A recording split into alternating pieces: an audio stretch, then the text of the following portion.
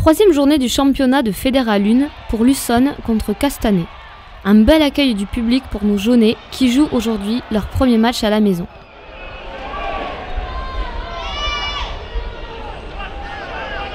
Première mi-temps, faute de main, turnover, mêlée pénalisée. Qu'est-ce qui s'est passé ? Je pense qu'on n'est pas bien du tout rentré dans le match.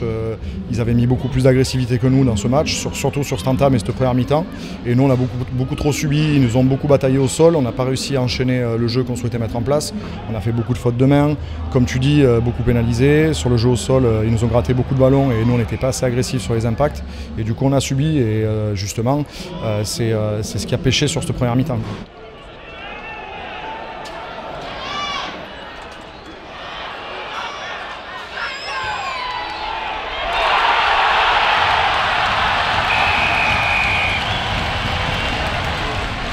L'essai de Michael en fin de première mi-temps, est-ce que ce n'est pas l'événement qui a changé le jeu ?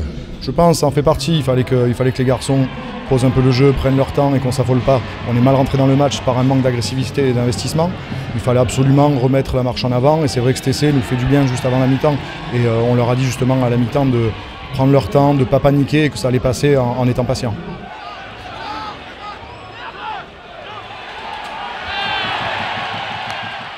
Et effectivement, la patience des Jaunais aura raison des Castanéens.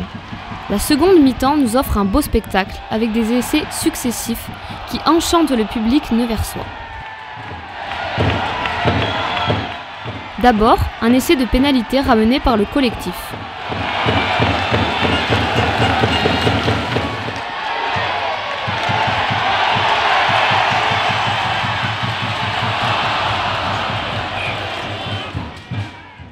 Puis Duvalet, servi par San Martin, poursuit la marche en avant.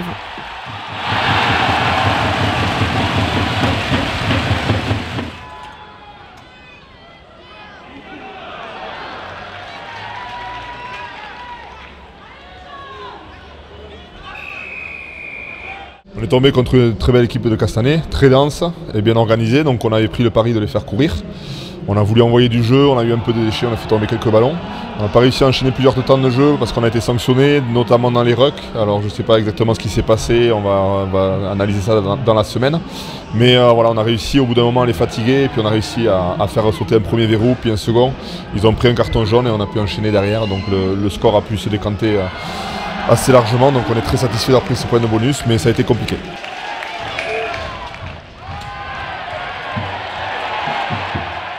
Colomba enfonce le clou grâce au moll de ses coéquipiers.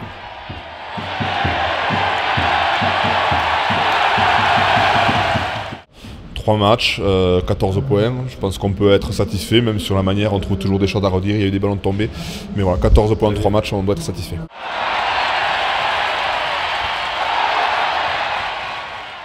Et au dernier instant, San Martin, soutenu par Falé Ali, vient achever sa course dans l'en-but.